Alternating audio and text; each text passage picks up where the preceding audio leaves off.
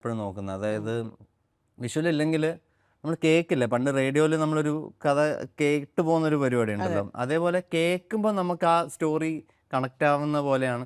അതിന് main example actually മാലിക്കും ഭീഷ്മയിലും കൂടുതലും അത് ചെയ്തിട്ടുണ്ട്. അങ്ങനത്തെ ഒരു എല്ലാ മ്യൂസിക്കും തമ്മിൽ അങ്ങോട്ടും ഇങ്ങോട്ടും ഇന്റർ കണക്ട് ചെയ്യും.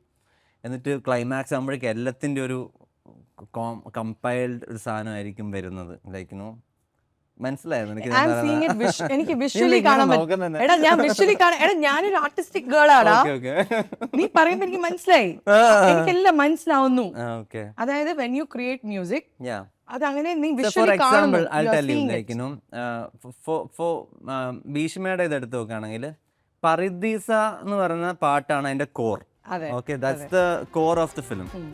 ആ കോറിനാണ് എല്ലാത്തിൻ്റെയും തീംസ് സ്പ്ലിറ്റ് ആയിട്ട് വന്നിരിക്കുന്നത്. ഇപ്പോൾ ലൈക്ക് മൈക്കിളിൻ്റെ തീം പറുദീസയിലുണ്ട്, ഈ ബാസിയുടെ തീമുണ്ട്, എല്ലാവരുടെ തീമും അതിൻ്റെ അകത്തു നിന്നാണ് വന്നിരിക്കുന്നത്. അപ്പം ആ സോങ് കിട്ടിയതുകൊണ്ട് ബീജം ചെയ്യാൻ വലിയ പണി ഉണ്ടായിട്ടില്ല. കാരണം എല്ലാം ഒന്ന് കണക്ട് ചെയ്തത്, എന്നിട്ടാണ് പറുദീസ എന്ന് പറഞ്ഞ സോങ്ങിലോട്ട് നമ്മൾ എത്തിക്കുന്നത്.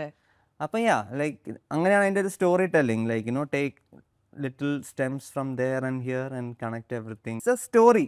ഒരു സ്റ്റോറി കേൾക്കുന്ന എങ്ങനെയാ, മ്യൂസിക്കിൽ എങ്ങനെയാ ഒരു സ്റ്റോറി കേൾക്കുക?